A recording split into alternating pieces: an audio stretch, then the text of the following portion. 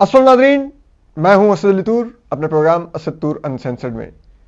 आज हम जो पोस्ट इलेक्शन सिनेरियो है उसमें हम आपको आज बताएंगे कि किस तरह से क्या मंडी लगना शुरू हो गई है हॉर्स ट्रेडिंग की, और इसके अलावा हम ये भी आपको बताएंगे कि क्या इमरान खान साहब जो साबिक वज़ीर-ए-आज़म हैं उनसे जेल में कुछ फौजी हुकाम ने मुलाकात की है, और कुछ बात हम चीफ जस्टिस कादी फैज़ ईसा और army chief general Asim Munir से भी करेंगे।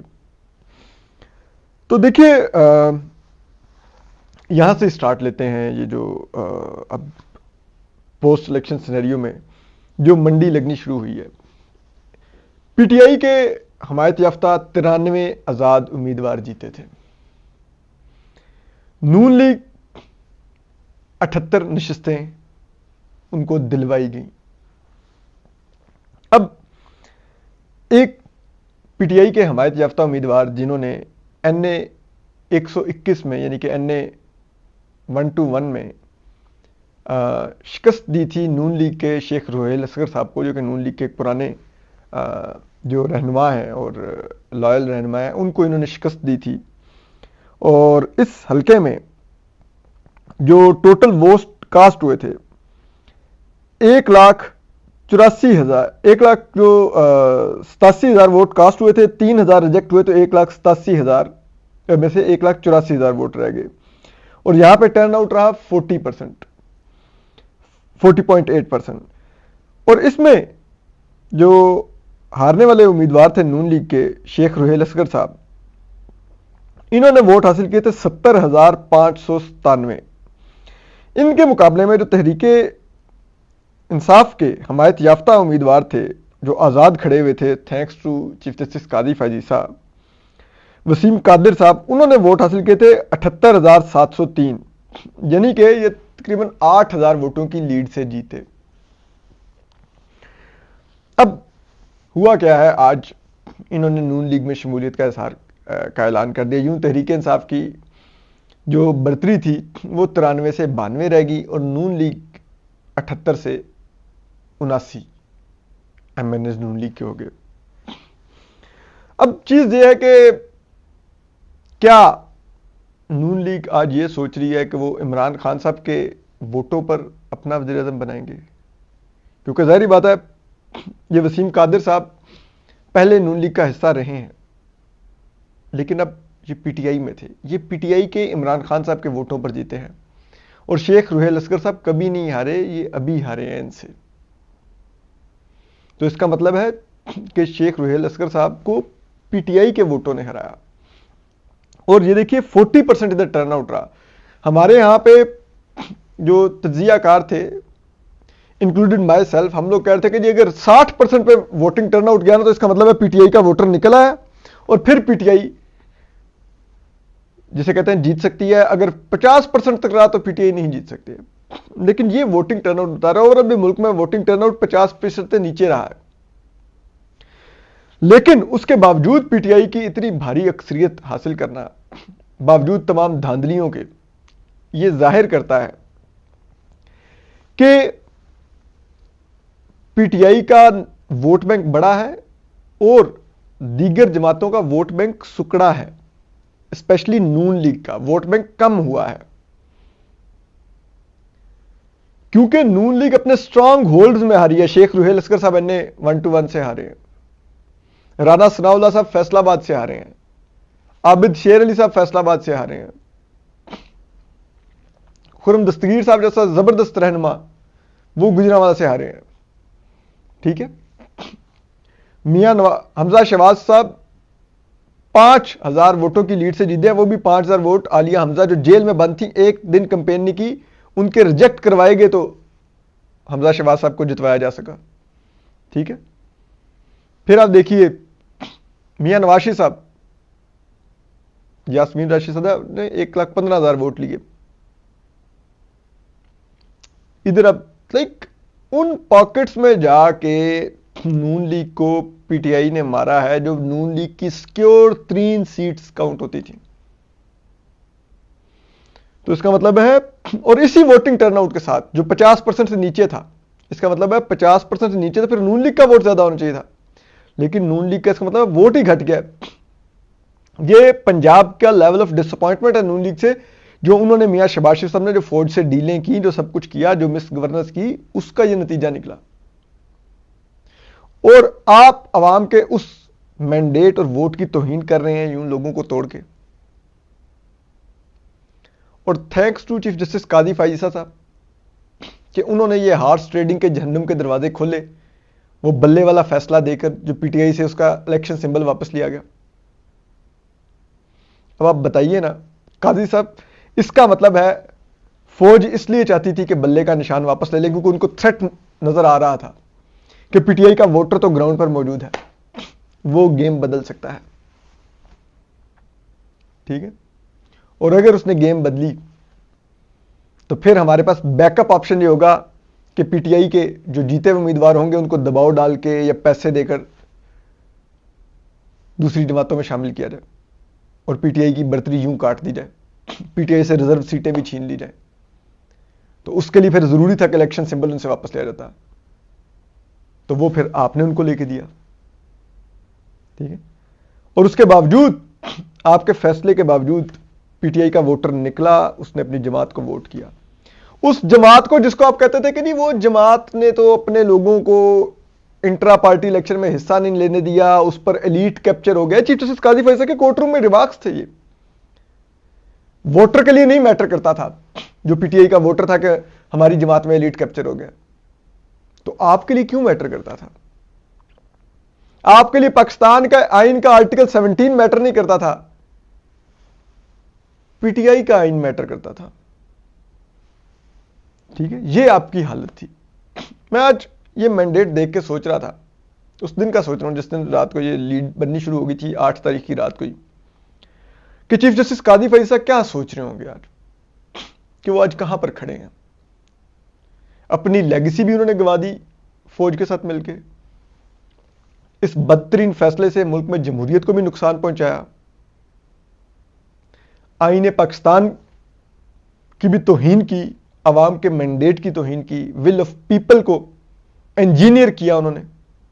तो आज वो कहां पर खड़े हैं मुझे नहीं मालूम। चीफ जस्टिस कादी फैज़ा साहब शीशे में देखते होंगे अपना चेहरा, तो वो क्या सोचते होंगे अपने आप को देख के कि उन्होंने क्या किया और इस सबसे क्या हासिल किया, आज कहां पर खड़े हैं वो।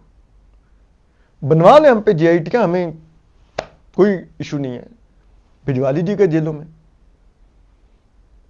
ये जो टाउट बार काउंसिल हैं, इससे करवाइए हमारे खिलाफ 2-4 और प्रेस कॉन्फ्रेंसेस भी।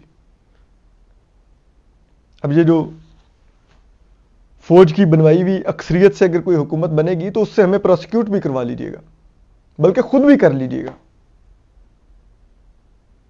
इन जीआईटीज के पीछे मत छुपिए, खुद डायरेक्टली हमें प्रोसिक्यूट कर लें, कोई इशू नहीं है। आप बार बार कहते हैं कोर्ट रूम में कि सच बोलिए, सच आपको आजाद करता है, तो अब आज आप भी सच बोलिए ना, क्यों जीआईटीज के पीछे छुप रहे हैं? बताइए ना, आपको डायरेक्टली हम पर गुस्सा है, जीआईटीज के पीछे क्यों छुप रहे हैं? क्यों आपने जीआईटी बनवाई बार काउंसिल से प्रेस कॉन्फ्रेंस करवा के? ठीक है, क्यों आपने ये बल्ले का निशान वापस लिया? किसके कहने पर लिया? क्या टारगेट था आपका? क्या वादे वईद किए गए थे आपसे कि जिसके बदले में आपने ये इतना बड़ा फैसला देकर पाकिस्तान में जमहूरियत को इतना नाकाबिले तलाफी नुकसान पहुंचाया? आज आपका ये फैसला ना आया होता तो आज स्मूथ ट्रांजिशन ऑफ पावर हो रही होती, ये व्हीलिंग डीलिंग ना हो रही होती कि फलां जमात फलां से मिल रही है, फलां फलां से मिल रही है, वो फलां फलां के बंदे तोड़ रहा है, फलां फलां को मिल रहा है। जिसकी अक्सरियत होती है वो हुकूमत बना रहा था। और आपका अंदाजा कीजिए, बल्ला छीनने के बावजूद पीटीआई ने 93 नशिस्तें हासिल की, केपी में ऑलमोस्ट क्लीन स्वीप कर दिया, 2/3 मेजॉरिटी लिया उन्होंने केपी में, केपी असेंबली के लिए। पंजाब में नून से चंद नशिस्तें पीछे हैं वो, यानी कि उन्होंने पंजाब भी उड़ा के रख दिया। सोचिए अगर उनके पास बल्ले का निशान आपने रहने दिया होता और फौज को लगाम डाली होती कि वो पॉलिटिकल इंजीनियरिंग के लिए पीटीआई के लोगों को जेलों में ना डाले, अगवा ना करे, उनकी क़यादत को यानी कि इमरान खान साहब को इलेक्शन से एक हफ्ता पहले बैक टू बैक इंतहाई जाली किस्म के ट्रायल करके बैक टू बैक सजाएं ना दे, अगर आपने इंटरवीन किया होता तो सोचिए पीटीआई कितनी सीटें लेती। इससे तो जाहिर होता है इमरान खान साहब की 2/3 मेजॉरिटी उनके टेबल पर पड़ी हुई थी उनके सामने, और बाकी उनकी चॉइस थी वो कितनी सीटें उसके अलावा भी उठाना चाहते हैं। लेकिन आप लोगों ने क्या हासिल किया सबको। वैसे चीफ जस्टिस काजी फैसला साहब को व्हाट्सएप कर देता था चकवाल के किसी हल्के का, तो वहां पर वो 100 मोटो नोटिस ले लेते थे। आज सब कुछ हो रहा है और वो चुप बैठे हुए हैं, एंजॉय कर रहे हैं। कुछ तो है ना, सच बोलिए चीफ जस्टिस काजी फैसला साहब, आप भी सच बोलिए, सच आपको आजाद करेगा। आप जुल्म खुदा का देखिए, पूरा रावलपिंडी डिवीजन रिग कर दिया गया, ठीक है, और अंदाजा कीजिए कि अब वहां पर लोग एहतजाज कर रहे हैं, चकवाल में, इधर रावलपिंडी में, इस्लामाबाद में, लाहौर में, कराची में, तो उनके ऊपर दहशतगर्दी की एफआईआर काटी जा रही हैं। किसकी दहशतगर्दी की एफआईआर?